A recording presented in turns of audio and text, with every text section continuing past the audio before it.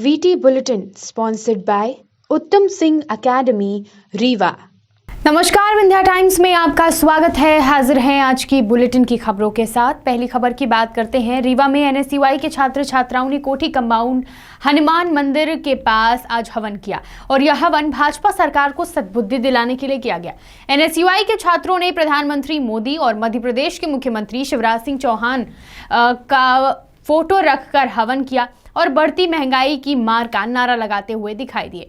छात्रों का कहना है कि देश में लगातार महंगाई बढ़ रही है। रसोई गैस, पेट्रोल, डीजल के साथ रोजमर्रा की चीजों के दाम बढ़ रहे हैं, लेकिन भाजपा सरकार जनता को चूसने में लगी हुई है।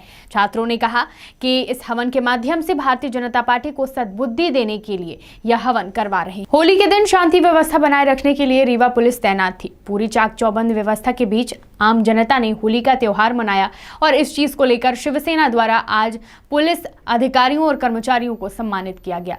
शिवसेना पार्टी की युवा सेना ने आज होली के दिन शांति व्यवस्था बनाए रखने को लेकर Rewa SP Navneet Bhasin, additional SP और तमाम थाना प्रभारियों को सम्मानित किया।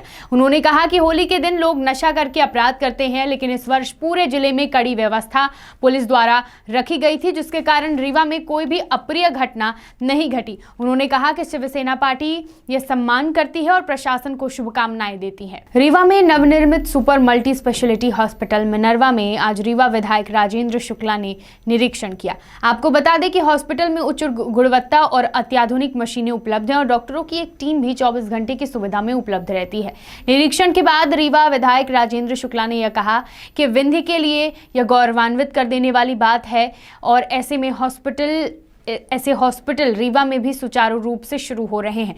यह विंध्य की जनता के लिए राहत भरी खबर है और इसके साथ ही उन्होंने यह भी कहा कि विंध्य को चिकित्सा जगत में एक नई ऊंचाइयों की ओर यह लेकर जाएगा। बात करते हैं बुलेटिन की अगली खबर की। रीवा जिले के नईगढ़ी थाना अंतर्गत कटरा मऊगंज मार्ग स्थित महेवा गांव के पास एक भीषण सड़क हादसा हुआ। इस दुर्घटना में बाइक सवार 3 लोगों की मौत हो गई। घटना की सूचना तुरंत ही एम्बुलेंस और नईगढ़ी पुलिस को दी गई, जिसके बाद मृतकों के शव को सामुदायिक स्वास्थ्य केंद्र पहुंचाया गया। हाँ, आज करीब 4:15 साढ़े 4 बजे के आसपास ये शिवराजपुर से एक परिवार जो है वो जा रहा था चाक घाट के लिए।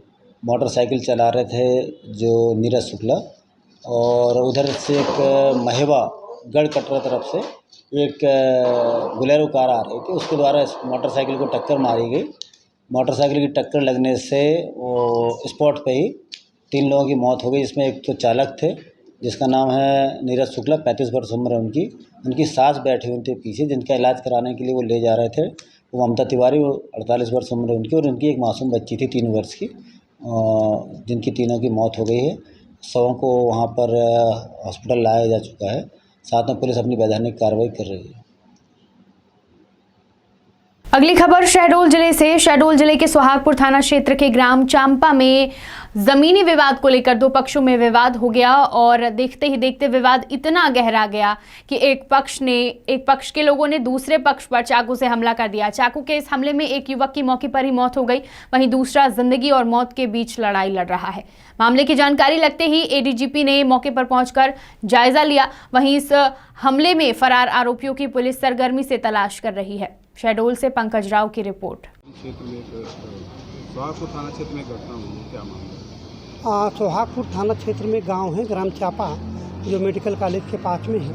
यहाँ पर अभी दोपहर में 12 बजे के बाद एक घटना घटी है कि दरियाप सिंह को और उसके साथी नीलेश द्विवेदी को शुभकरण गोड़ और उसके अन्य साथियों ने हमला किया है और उसको चाकुओं से मारा है।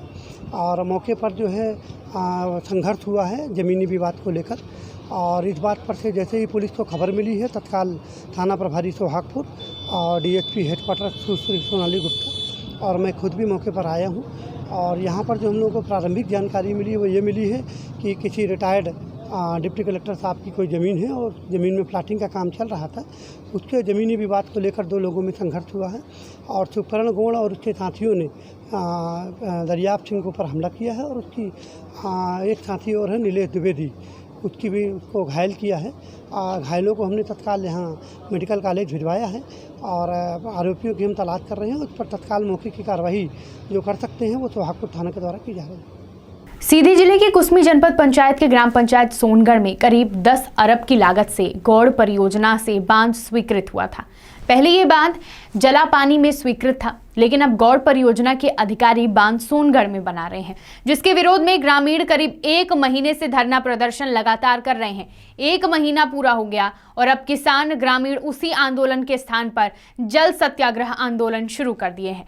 आपको बता दें कि सोनगढ़ के जिस स्थान पर परियोजना का बांध बनाया जा रहा है, उसी गोपद नदी में समस्त ग्रामीण किसान अब जल सत्याग्रह शुरू कर चुके हैं।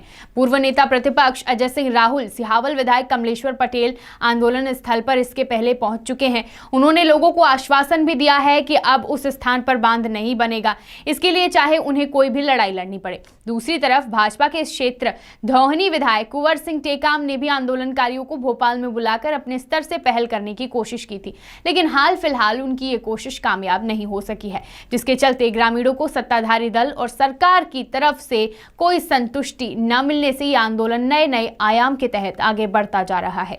बात करते हैं बुलेटिन की आखिरी खबर की। उमरिया जिले के नौरोजाबाद में शहीद दिवस पर किरण इंस्टीट्यूट ऑफ कंप्यूटर कॉलेज में शहीदों की रंगोली व चित्र छात्रों ने बनाया और शहीद भगत सिंह, राजगुरु सुखदेव जी के चित्र पटल पर माल्यार्पण एवं दीप प्रज्वलित कर उन्हें नमन किया। शहीद दिवस के मौके पर भगत सिंह, सुखदेव और राजगुरु को श्रद्धांजलि अर्पित की और कहा कि देश के लिए मर मिटने का उनका जज्बा देशवासियों को हमेशा प्रेरित करता रहेगा। भगत सिंह ने 23 साल की युवा उम्र में ही मां भारती की आज़ादी के लिए अपने प्राणों की आहुति दे दी थी। उनके इस जज्बे को देखकर देश के युवाओं को भी देश की आज़ादी के लिए लड़ने की प्रेरणा मिली। भगत सिंह ने भारत की स्वतंत्रता संग्राम में महत्वपूर्ण भूमिका निभाई। उन्हें देखते हुए कई लोगों ने क्रांतिकारी मार्ग में वह चल रहे हैं। उमरिया से संदीप तिवारी की रिपोर्ट। विंध्य की तमाम खबरें लेकर कल फिर हाजिर होंगे। बने रहिए विंध्या टाइम्स के साथ। बहुत बहुत धन्यवाद।